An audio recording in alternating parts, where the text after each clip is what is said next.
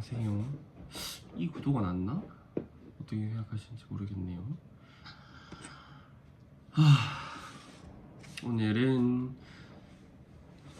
오늘이라고 말해봤자 어차피 똑같은 날짜네. 아무튼 이번 영상은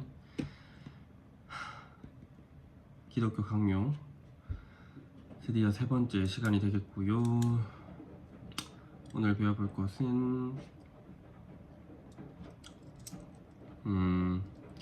사제중보주의, 그 다음에 영혼수면설, 그리고 칭의, 이신칭의의 교리에 대해서 3개만 배우도록 하겠습니다. 원래는 10개 배우려고 했다가 5개 배우려고 했다가 결국은 오늘은 3개까지 줄여지는 사태가 벌어지고 있는데요. 근데 얘기할 것도 되게 많고 어차피 확실히 하나를 제대로 이해해둬야 나중에 똑같은 개념 나올 때 한 번 더 반복하지 않고, 또 하나를 알면, 제대로 알면 나중에 나머지 개념들을 공부하는 속도도 빨라지고 책 읽는 속도도 빨라지고 많은 얘기를 더 쉽게 할 수 있을 것 같아서 지금 초반에 달리고 있는 이 개념들을 확실히 잡고 넘어가려고 합니다. 그러다가 오늘 배워볼 내용 중에 하나인 이신칭의 교리는 굉장히 중요하다고 알고 있습니다. 기독교 강요 초반부 1장 2장 부분에 나오는 내용인데 굉장히 중요한 이제 개혁주의 신앙에서 거의 핵심 교리 중에 하나로 작용을 하고 있기 때문에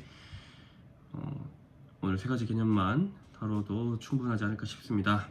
첫 번째 사제중보주의부터 해봐야겠죠. 사제중보주의는 뭐냐면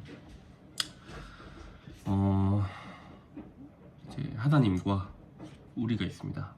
그리고 이 두 존재를 중보해주는 사람이 성경에서는 예수님이십니다.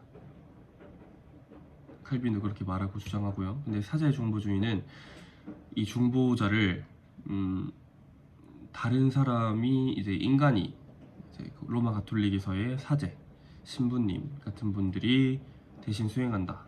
대신 수행하는 그 역할을 부여받고 이제 그것을 옹호하고 동의하시는 그런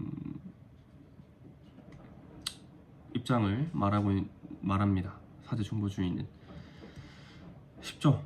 이제 중보하시는 분이 예수 그리스도이시는 거를 확실히 주장하시고 이제 동의하시는지는 모르겠지만 아무튼 이제 성례 할 때도, 그리고 이제 특히 미사 같은 경우에 이제 신부님들이 그 대신 얘기를 전화 받으시죠. 그리고 그것을 하나님께 올려드린다 라는 의미에서 사람이 끼어드는 과정이 필연적으로 생기고 그것을 동의하십니다. 근데 사제중보주의는 진정한 중보자이신 우리 예수 그리스도와 부딪힙니다. 그렇기 때문에 칼빈이 대표적으로 이제 반박을 했던 개념 중에 하나입니다. 그리고 영혼수면설도 칼빈이 직접 책까지 써가지고 기독교 강요에서 얘기를 꺼내지만 따로 그 부록을 저작해서 이제 반박할 정도로 강하게 이제 반박을 했던 개념인데요. 영혼수면설은 일단 그게 뭐냐면 사람이 죽으면 그 부활 전까지 우리 성경에 나온 대로 죽고 이제 마지막 날에 도래해서 부활해서 이제 심판대에 서기 전까지는 사람의 영혼이 수면에 있다고 주장합니다. 잠들어 있는 무의식 중에 있는 상태라고 주장을 하시는 분들이 있습니다. 그게 이제 영혼수면설이고, 칼빈이 이걸 어떻게 봤냐면 영혼수면설은 존재하지 않는다.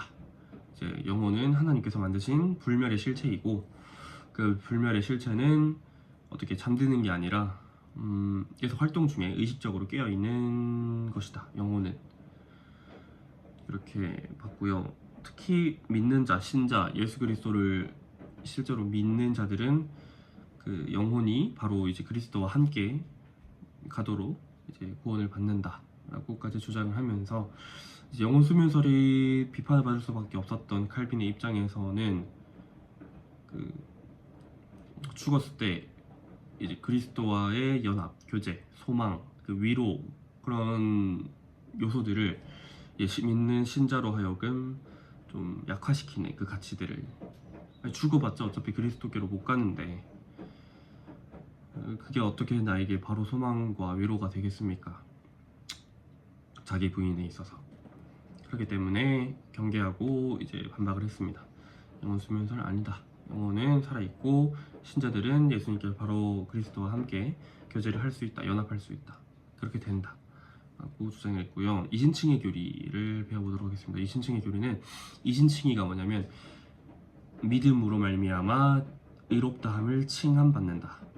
다시, 믿음으로 말미암아, 오직 믿음으로 말미암아 의롭다함을 받는다 라는 얘기고요. 이 얘기를 꺼내기 전에 그리스도와의 연합이 무엇이냐, 이 과정을 알아볼 수밖에 없더라고요. 그리스도와의 연합이 뭐냐면 일단은 이제 죄에 머물러 있는 우리가 지금은 죄 때문에, 이 더러움 때문에 거룩하신 하나님과 연합을 할 수 없습니다. 근데 연합할 수 있는 방법이 하나님의 그 지혜로 말미암아 예수 그리스도가 이 땅 가운데 오셨고, 그 대속하심으로 죄의 잔이 그분의 머리에 부어지셔서 우리의 죄를 끌어안으시고 번제를 드리셨습니다. 자신을. 그리고 이후에 일어나는 일 중에 하나가, 우리는 그분이 예수님께서 진정 하나님의 아들이시고 그분의 죽음과 순종과 십자가와 부활로 말미암아 부활까지를 믿음으로, 다시 예수님께서 하나님의 아들이시고 그분이 나를 위해 죽으셨다가 부활하셨다라는 사실을 믿음으로 말미암아. 근데 물론 여기서 중요한 것은 이 믿음이 공로는 아닙니다. 수단입니다. 우리가 믿어서 잘했다, 믿음이 참 잘했구나 이러면서 주시는 게 아니라, 이 믿음으로 말미암아, 이 수단 삼아서 믿음을 성령 안에서 이제 그리스도와 우리가 연합이 되게 됩니다. 하나가 되게 됩니다. 그러면 그 하나님의 말씀을 순종하셔서 죽으셨던 그 그리스도의 순결하신 의가 우리에게로 전가됩니다. 법정적으로 선언을 해주십니다. 하나님께서. 이게 이신칭이고요. 그리고 함께 또 일어나는 현상이 그리스도와 연합으로 말미암아서 성화가 됩니다. 이제 거룩해지는 과정을 겪게 됩니다. 이것에 대해서는 다음 시간에 좀 제대로 볼 것 같은데요. 다시, 예수 그리스도께서 하나님의 아들이시고 그분이 십자가에 죽으셨다가 부활하셨다는 사실이 있는데, 이것이 사실 좀 더 자세히 말씀드리면, 제가 배운 바로는 성령이 우리의 마음을 깨워서 이 사실이 귀로 들릴 때에 우리의 마음을 성령님께서 건드리셔서 우리가 그 사실을 믿음으로 응답을 하면, 귀로 들렸을 때 응답을 하면 하나님께서 그 그리스도의 의를 우리에게 전가하셔서 의롭다함을 선포하여 주시고, 플러스로 이제 그리스도와 연합이 됨으로 이제 성화까지 이어지게 된다라는 얘기가 이신칭의 교리를 꺼내려면 필수적으로 해야 되는 얘기들이었습니다. 사실 이 말씀을 들으시면 바로 드시는 여러 의문점들이, 여러분은 어떨지 모르겠지만 저는 이제 굉장히 많은 의문점들이 들었거든요. 그럼 성령님이 선택하시는 건가? 그리고 나의 믿음은 그러면 공로가 아니라면, 우리의 공로는 아예 없거든요. 오직 그리스도의 의가 전가됨으로 100% 나의 공로가 아예 없고 오직 은혜입니다. 사실 이 교리를 들여다보면.